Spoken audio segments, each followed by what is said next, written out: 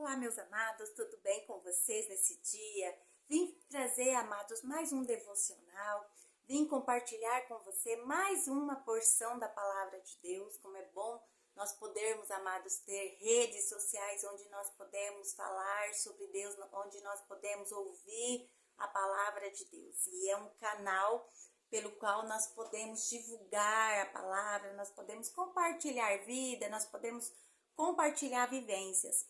E eu queria perguntar para você hoje, eu queria começar esse vídeo perguntando para você: você já recebeu um não de Deus? Como você reagiu diante do não de Deus? Meus amados, o não de Deus é algo que nós muitas vezes não queremos aceitar. Porque nós achamos que Deus é bom, Ele é bonzinho. E como Deus é bonzinho, Ele vai fazer tudo que eu pedir, tudo que eu clamar, Ele vai dizer sim para mim. Porque Ele é bonzinho. E Ele vai fazer tudo que eu quero. Mas, meus amados, Deus não é o nosso mordomo que vai fazer tudo aquilo que nós pedimos. Pelo contrário, a Bíblia diz que Deus é o nosso Pai. E um pai, ele sabe como educar os seus filhos. Ele sabe o que os filhos dele precisam. Ele sabe se o filho dele tem maturidade para receber muitas vezes aquilo que ele está pedindo. Pensa bem, um filho seu de 10 anos te pede uma moto. Você vai dar uma moto para o seu filho de 10 anos? Embora tenha pais que dão moto para filhos de 10 anos, meus amados, nós sabemos que uma criança de 10 anos, ela não tem maturidade para assumir responsabilidades e nem de entender nada sobre perigos, sobre cuidados, sobre leis de trânsito. Então, se um filho de 10 anos muitas vezes pedir uma moto para o pai vai dizer não. Você não é responsável, você não tem idade, você não tem maturidade. Se eu der, você corre o risco de, muitas vezes, se acidentar, se matar, ou muitas vezes matar ou acidentar outras pessoas. Então, Deus, ele tem uma visão de pai, porque ele é pai. Então, muitas vezes, Deus vai dizer não para nós. Mas como lidar com o não de Deus?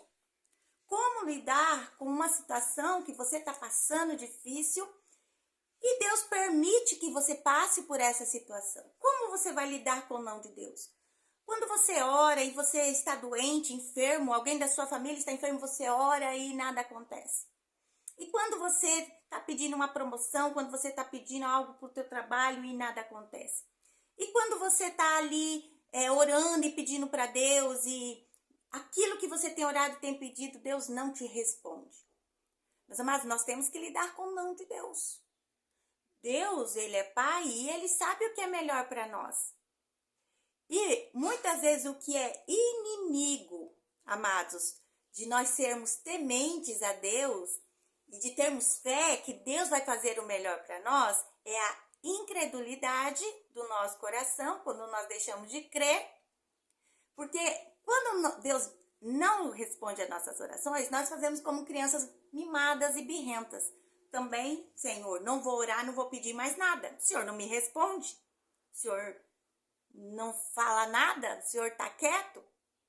Então, a incredulidade, amados, faz com que nós sejamos filhos rebeldes. Filhos que param de orar, filhos que param de ler a Bíblia, filhos que param de ir à igreja, porque nós achamos que Deus deve fazer as coisas do jeito que eu quero, do jeito que eu estou pedindo. Mas, amados, Deus vai fazer o melhor. Deus sabe o que vai acontecer lá na frente. E se você receber o que você está pedindo aqui, vai te prejudicar lá. Então, o Senhor vai dizer não para você. A incredulidade, amado, nos faz afastarmos de Deus. O que nos faz afastar de Deus também é o tempo. Às vezes você está orando, você está pedindo, mas você já está pedindo tanto tempo, já está orando tanto tempo que você desiste. Você desiste. O tempo corrói a sua fé. O que o tempo corroeu a sua fé nesse tempo? O que você já deixou de orar, você já deixou de pedir, você já desistiu porque você acha que Deus não vai mais te responder, que Deus não está nem aí para suas orações. Não deixe que o tempo corroa a sua fé, corroa a sua esperança. Não deixe que a incredulidade te impeça de buscar a Deus, te impeça de continuar crendo que mesmo que Deus diga não, você vai permanecer firme. Você vai permanecer crendo. Amados, eu tenho aqui uma palavra, está em 2 Coríntios 12, que fala assim a respeito do espinho na carne de Paulo. Então, Paulo, amados, aqui ele está passando uma dificuldade, ele está passando um problema, e ele chega para Deus, e ele ora, e ele pede, e fala, Senhor, olha, eu estou com uma dificuldade, eu preciso da sua ajuda. O Senhor vai me ajudar? E ele ora, e ele pede, e ele clama. Mas, amados, Deus diz assim para Paulo, a minha graça te basta, e o meu poder se aperfeiçoa na sua fraqueza. Paulo clamando, pedindo que queria se livrar daquela situação difícil, poderia ser uma enfermidade, poderia ser uma tentação, poderia ser uma opressão, poderia ser uma perseguição. Não, o texto não deixa claro o que Paulo estava passando.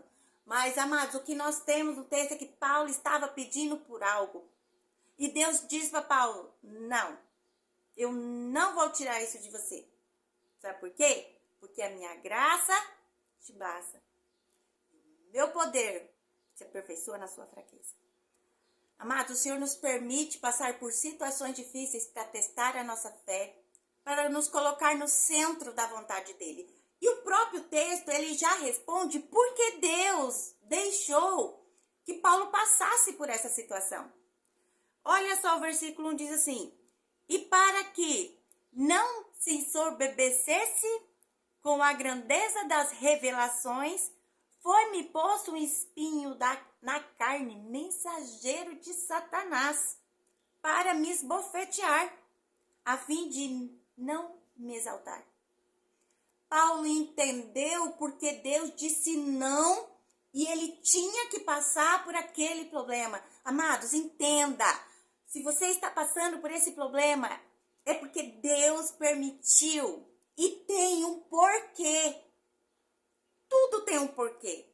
Paulo diz aqui, ó, olha, eu estava passando uma aflição muito grande e Deus não tirou minha aflição, porque essa aflição é para que o meu coração não se ensoberbecesse. É para que o meu coração não achasse que era eu que estava fazendo e movimentando tudo o que estava acontecendo na época.